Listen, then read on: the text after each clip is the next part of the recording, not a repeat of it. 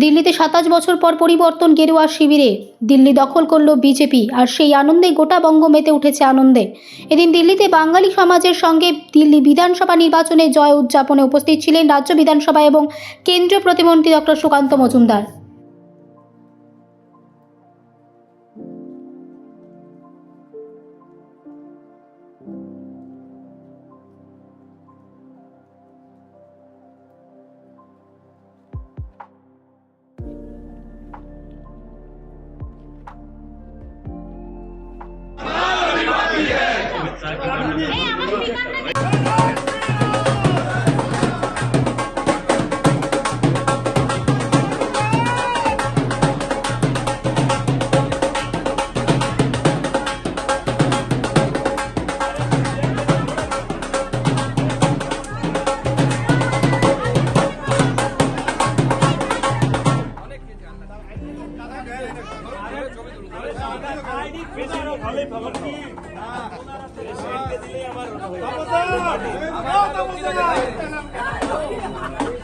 আমাদের নেতা দামোদর